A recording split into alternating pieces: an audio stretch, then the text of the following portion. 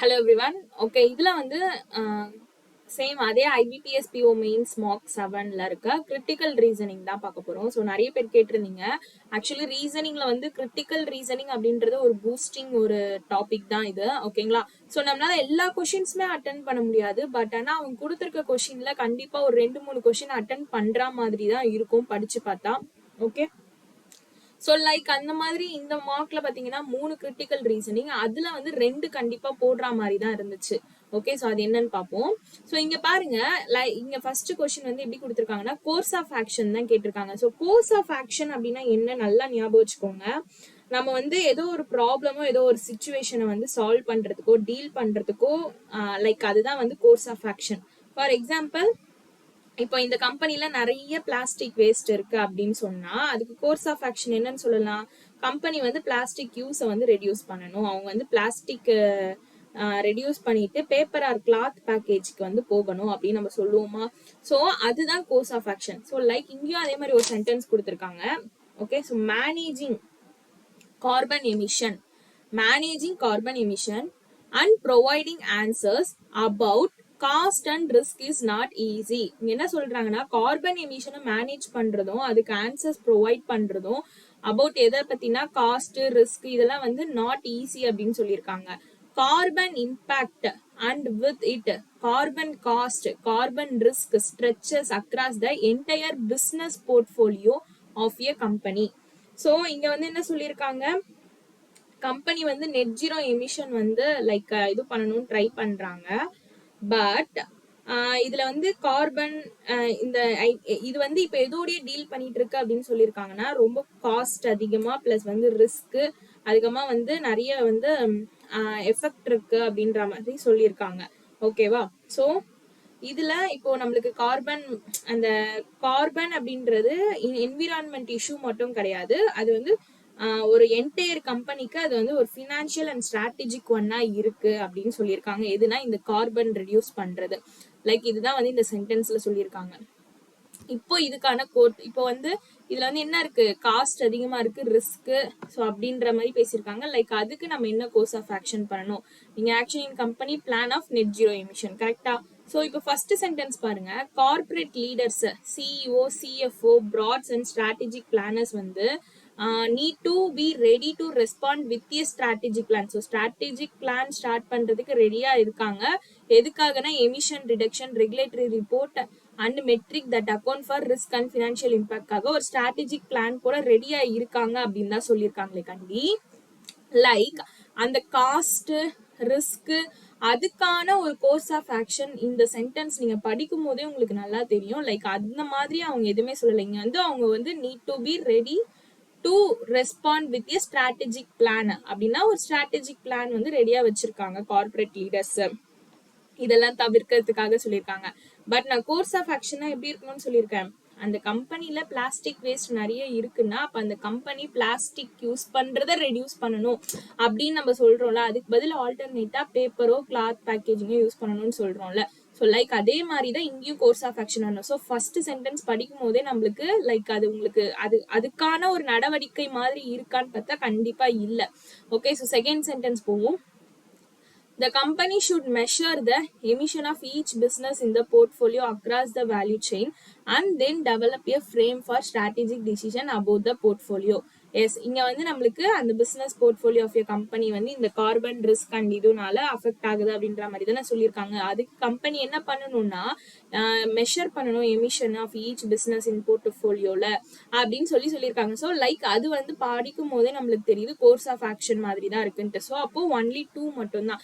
Like இதை வந்து நம்ம அந்த மார்க் டெஸ்ட் போடும்போது கொஞ்சம் நல்லா ஒழுங்கா படிச்சிருந்தோம்னா இந்த கொஸ்டின் கண்டிப்பா அப்ரோச் பண்ணியிருக்கலாம். ஏன்னா நானுமே இந்த டெஸ்ட் போடும்போது இது வந்து லாஸ்ட் ஒரு 2 மினிட்ல எடுத்து அவசர அவசரமா படிச்சு போட்டது.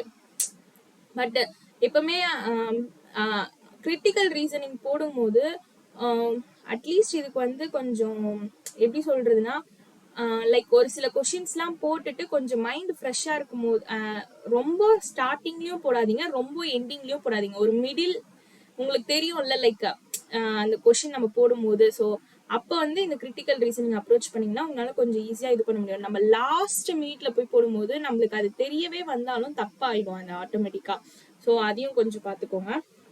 ஸோ இதுக்கு only 2 is the course of action. Okay, so இங்க 1ல பாருங்க, it is an additional information. Correct.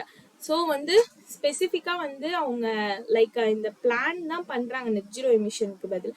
But ஆனா வந்து அது ஒரு கோர்ஸ் ஆஃப் ஆக்ஷன் நீங்க என்ன சொல்றாங்கன்னா டஸ் நாட் ஸ்பெசிஃபிகலி சஜஸ்ட் கம்பெனியோட பிளான் டுவர்ட்ஸ் நெட் ஜீரோ எமிஷனை நோக்கி அவங்க எந்த ஒரு பிளானும் சஜஸ்ட் பண்ணல. சப்போஸ் அப்படி சஜஸ்ட் பண்ணியிருந்தா அது ஓகே, கோர்ஸ் ஆஃப் ஆக்ஷனுக்குன்னு சொல்லியிருக்கலாம். பட் ஆனா நம்மளுக்கு அந்த மாதிரிலாம் இங்க நெட் ஜீரோ எமிஷனுக்காக லைக் அந்த மாதிரி எதுவுமே அவங்க இது பண்ணல. ஸோ நெக்ஸ்ட் கொஸ்டின் போலாம்.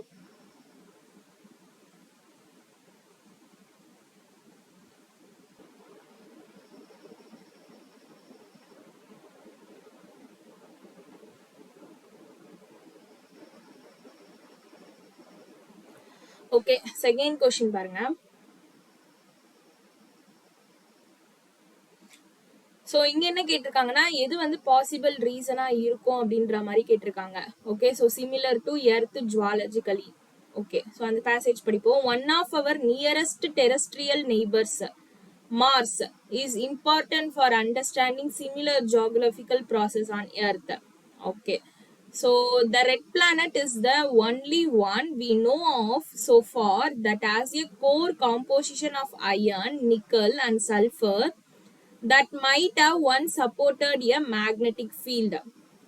Topographical evidence also indicate that Mars once held vast expanses of water and possibly a denser atmosphere. நம்மளுக்கு இங்க கேட்டிருக்கிறது எது வந்து பாசிபிள் ரீசனா இருக்கும் மார்ஸ் வந்து எர்த் ஜுவாலஜிக்கலா சிமிலரா இருக்குன்னு சொல்றதுக்கு அப்படின்ட்டு. கிளியர்? ஸோ இப்போ இந்த பேசேஜ்ல என்ன சொல்றாங்க, மார்ஸ் வந்து நம்மளோட டெரஸ்டரியல் நெய்பர் எதுலன்னா சோலார் சிஸ்டம்ல அப்படின்னு சொல்லியிருக்காங்க. கிளியர்? ஸோ நெக்ஸ்ட் வந்து மார்ஸ் வந்து என்ன பண்ணுது, எர்த்தோட surface and rock formed and change ஆகுதுன்னு சொல்லியிருக்காங்க. பிகாஸ் வந்து போத் பிளானட்ஸும் வந்து similar geological features. So similar geological features அப்படின்னு எதை சொல்றாங்கன்னா இந்த ராக்கு, லேண்டு லைக் அதை சொல்றது தான் இந்த similar geological features. Okay, Mars வந்து என்ன இருக்கு, அயன், நிக்கல், சல்ஃபர் கோர். எர்த்லயுமே இது இருக்கு. So just like earth.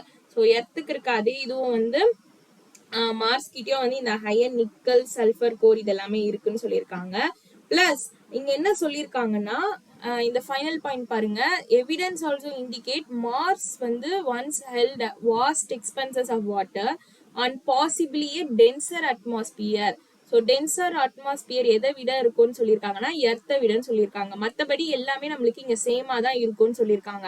ஆனா அட்மாஸ்பியர் மட்டும் தான் வந்து பாசிபிளி எ டென்சர் அட்மாஸ்பியர் அப்படின்னு சொல்லியிருக்காங்கன்னா லைக் கம்பேர் டு எர்த் இது வந்து கொஞ்சம் டென்சரா இருக்கலாம் அப்படின்ட்டு சொல்லியிருக்காங்க மார்ஸுக்கு. மற்றபடி red planet is the red பிளானட்ன்றது நம்ம மார்ஸ் தான் சொல்றாங்க. ஸோ இது வந்து we know of so far. இதுவும் வந்து கோர் காம்போசிஷன் ஆஃப் லைக் அந்த அயன், நிக்கல், சல்ஃபர்ல சொல்லிட்டு இதுவுமே one supported a magnetic field அப்படின்னு சொல்லியிருக்காங்க. ஸோ லைக் இது வந்து ஜுவாலஜிக்கல் ப்ராசஸ் அந்த லைக் எர்த்தோட இதுதான் ஃபீச்சர்ஸ் தான் சொல்லியிருக்காங்க. ஸோ அப்போ ஆப்ஷன் பார்ப்போம். Mars has a similar magnetic field as the one that earth has. S, iron, nickel, sulphur. So earth இருக்க மாதிரி தான் மார்ஸ்க்குமே அது இருக்குன்னு சொல்லியிருக்காங்க. ஸோ ஒன்லி ஒன் வந்து கரெக்ட். அது வந்து பாசிபிள் ரீசன் தான். Next, atmospheric condition are similar to that of எர்த்தோட அட்மாஸ்பியர். நோ, இங்க வந்து டென்சர் அட்மாஸ்பியர் நம்ம படிச்சோம். ஸோ அப்போ ஆப்ஷன் 2 வராது.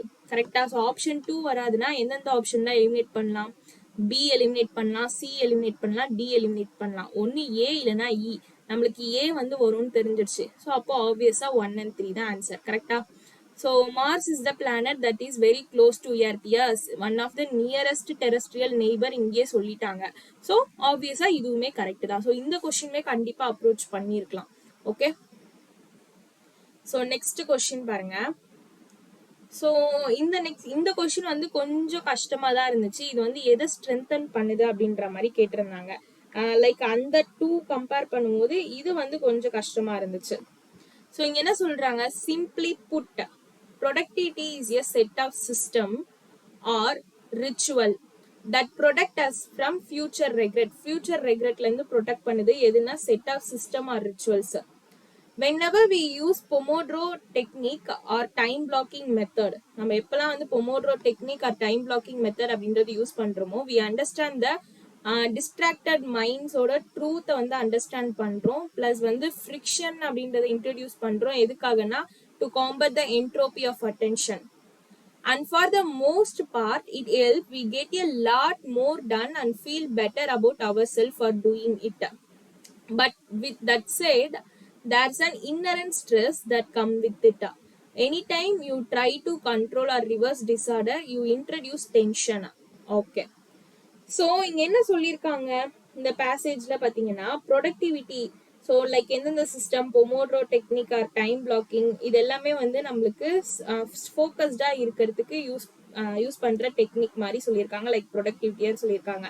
ஆனா இது என்னவும் பண்ணுதுன்னா ஸ்ட்ரெஸ்ஸும் வந்து கிரியேட் பண்ணுது. பிகாஸ் வந்து நம்மளோட டிஸ்ட்ராக்டட் மைண்ட்ஸ், நம்மளோட மெஸ்ஸினஸை வந்து கண்ட்ரோல் பண்றன்ற பேர்ல இது என்ன பண்ணிதுன்னா யூ இன்ட்ரடியூஸ் டென்ஷனை இன்ட்ரடியூஸ் பண்ணி விட்டுருது அப்படின்னு சொல்றாங்க. கிளியர்? ஸோ அதுதான் இங்க இந்த and for the most part it help we get a lot more done and feel better ourselves for doing it. So நம்ம அப்படி அந்த டெக்னிக் யூஸ் பண்ணும்போது நம்ம அதுக்கு நம்மளுக்கு ஹெல்ப்பும் பண்ணுது, பிளஸ் கொஞ்சம் ஃபீல் பெட்டர் ஆன மாதிரியும் இருக்கும். பட் ஆனால் அது என்ன சொல்லுதுன்னா இன்னரண்ட் ஸ்ட்ரெஸ்ஸும் கூடவே அது சேர்ந்து வந்துடுது அப்படின்னு சொல்றாங்க. நம்மளோட ரிவர்ஸ் டிஸார்டர் கண்ட்ரோல் பண்ண முடியாம நம்ம புதுசா டென்ஷன் அப்படின்றதையும் இன்ட்ரடியூஸ் பண்ணிடுறோம்னு சொல்றாங்க. ஸோ இதுக்கு நம்மளுக்கு கேட்டிருக்கிறது which of the following strengthen the crux of the given paragraph. அந்த கொடுத்திருக்க பேராகிராஃப்க்கு எந்த பாயிண்ட் வந்து ஸ்ட்ரென்தன் பண்ணுது அப்படின்னு கேட்டிருக்காங்க. ஸோ ஃபர்ஸ்ட் பாயிண்ட் பார்ப்போம். Productivity is closely entangle with the fear of nervousness. So productivity, so இதுல என்ன சொல்றாங்கன்னா ப்ரொடக்டிவிட்டி வந்து இன்னரண்ட் ஸ்ட்ரெஸ்ஸை கிரியேட் பண்ணுது. பிகாஸ் வந்து நம்ம வந்து அந்த இது வந்து ஃபைட் பண்றோம்ல அது வந்து நம்மளுக்கு என்ன ஃபார்ம் பண்ணுதுன்னு சொல்லியிருந்தோம், டென்ஷனை தான் ஃபார்ம் பண்ணுதுன்னு சொல்லுவோம். ஸோ சேம் தான் அந்த பாயிண்ட சொல்லியிருக்காங்க. ஸோ இது வந்து கரெக்ட். ஸ்ட்ரென்தன் பண்ணுதுன்னு சொல்லலாமா? ஸ்ட்ரென்தன் மீன்ஸ் அந்த இந்த சென்டென்ஸா அந்த பேசேஜ்க்கும் ரிலேட்டடா இருக்கணும், பிளஸ் அதை வந்து அதுக்கு ஆப்போசிட்டா இருக்கக்கூடாது. ஸோ ஸ்ட்ரென்தன் பண்ற மாதிரி இருக்கணும். Okay, so on a sociological level, any attempt to organize people inevitably leads to rebellion. So இது என்ன பத்தி பேசுதுன்னா society and rebellion, not personal productivity or stress. So இங்க பாருங்க statement 2. ஸோ ஸ்டேட்மெண்ட் 2ல வந்து லைக் இதுக்கு ரிலேட்டடாவே சொல்லல கரெக்டா. ஏன்னா இங்க பாருங்க sociological level attempt to organize peopleோட inevitably leads to rebellion. இது வந்து சொசைட்டி அண்ட் ரிபெல்லியனை பத்தி பேசுது, நாட் பர்சனல் ப்ரொடக்டிவிட்டி ஆர் ஸ்ட்ரெஸ்ஸை பத்தி பேசல. பட் ஆனா வந்து இதுவுமே வந்து இந்த பேசேஜ்க்கு ரிலேட்டடா எக்ஸாம்பிளா சொல்ற மாதிரி தான் சொல்லியிருக்காங்க. ஸோ அதனாலதான் உங்களுக்கு இந்த கொஸ்டின் வந்து கொஞ்சம் டஃபா இருக்கும். ஓகே, ஸோ தேர்ட் ஒன் பார்த்தீங்கன்னா burn out is often associated with working too much, but the real reason it happened because you defined yourself by what you produce. So இது வந்து எனக்கு ரிலேட்டடாக இருக்கு. நம்ம என்ன இது பண்றோமோ லைக் அதை விட நம்மளுக்கு டென்ஷன் தான் கிரியேட் ஆகுற மாதிரி இருக்க ஒரு சுச்சுவேஷன் சொல்றதுதான் இந்த தேர்ட் சென்டென்ஸ். ஆனா உங்களுக்கு கன்ஃபியூஸ் ஆகக்கூடிய சென்டென்ஸ் வந்து இந்த 2 தான் கன்ஃபியூஸ் ஆகும். பிகாஸ் அது வந்து ஒரு எக்ஸாம்பிளா தான் சொல்லியிருக்காங்க, சேம் அதே மாதிரி அந்த பேசேஜ்ல சொல்ற மாதிரி. ஸோ அதனால உங்களுக்கு அது கன்ஃபியூஸ் ஆகும். ஸோ ஆனால் இதுக்கு வந்து all 1, 2, 3 strengthen the crux of the given paragraph. அப்படி கன்ஃபியூஸ் ஆகி இருந்தாலும் 1, 3 கண்டுபிடிச்சிருக்கலாம், 1 and 3 எந்த ஆப்ஷன்லயுமே இல்லை. ஸோ அதை வச்சு கூட நம்ம ஃபர்தரா இது பண்ணிருக்கலாம். பட் ஆனால் இது கொஞ்சம் லிட்டில் டிஃபிகல்ட் தான். ஓகே, ஸோ கிரிட்டிக்கல் ரீசனிங் எப்பவுமே ஃபர்ஸ்ட் லைக் இந்த மாதிரி கொடுத்துருந்தாங்கன்னா ஃபர்ஸ்ட் என்ன கண்டுபிடிக்க சொல்லியிருக்காங்கன்னு பாருங்க. கோர்ஸ் ஆஃப் ஆக்ஷனு, அசம்ஷனு, அதுக்கப்புறமா வந்து இந்த காஸ் அண்ட் எஃபெக்ட், இந்த மாதிரி கொஸ்டின்லாம் இருந்துச்சுன்னா அதை ஃபர்ஸ்ட் எடுத்து அப்ரோச் பண்ணுங்க. அதெல்லாம் கொஞ்சம் ஈஸியா தான் இருக்கும். ஓகேங்களா? ஸோ இந்த ஸ்ட்ரென்தனிங் வீக்கனிங்லாம் வந்து லாஸ்டா டைம் இருந்தா பாத்துக்கோங்க. Okay, so thank you.